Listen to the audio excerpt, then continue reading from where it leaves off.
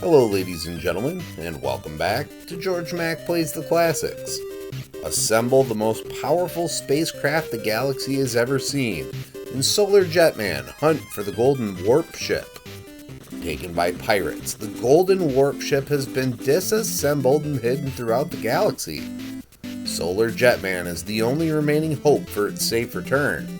Scour the surface and innards of 12 planets for fuel, treasure, and a piece of the missing ship.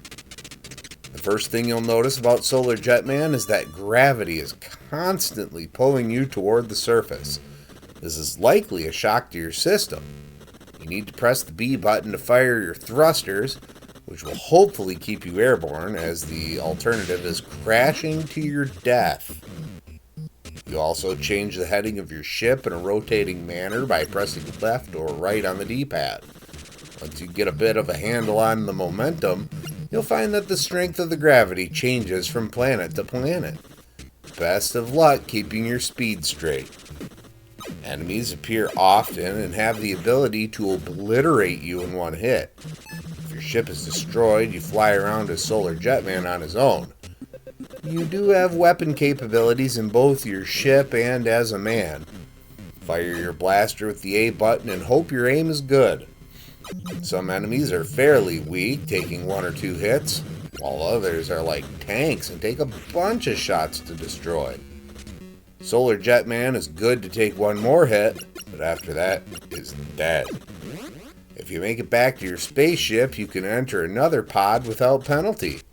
Or you may be lucky enough to find an extra pod sitting around waiting for you. As you wander the planet, you will find items that you need to tow back to your ship. This can be an ordeal, as the weight of the item makes maneuvering much more difficult. One of these items is a shield that you can raise and lower by pressing up and down. While this increases the number of hits you take, you can't also tow an item with them up.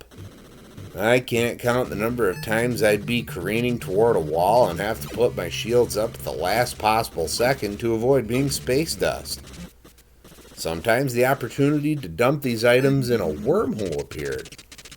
Easier said than done, as you have to swing the item into the wormhole, which was often up against a wall. In between some levels is a shop where you can buy weapons, better engines, and more with the money you earn from artifacts. I didn't get far enough to mess with most of the upgrades, but I did get rocket boosters, which allowed me to hold the select button for some extra thrust. I also got the Nippon Sports Jet Pod that allowed me to carry around small wormholes to make transporting items easier. Unfortunately, I decided that this wasn't a game I was enjoying enough to finish, ended it after the 4th planet.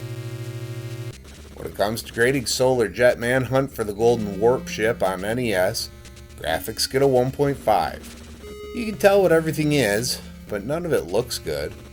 Luckily, it doesn't really rely on having good graphics. Sound gets 2.0. Lots of engine noise. Sound effects and music that sound very Zippo games and Rare. Gameplay gets 1.5. The momentum and gravity movement is not natural by any means. They take way too long to get accustomed to. Adding that to how easy it is to accidentally lower your shield, it's a struggle.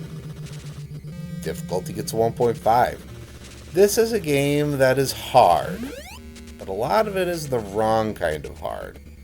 Unintuitive controls and constantly spawning enemies.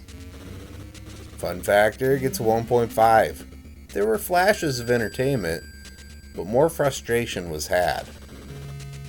Overall, Solar Jetman Hunt for the Golden Warpship earns a 1.6 and gets a C-.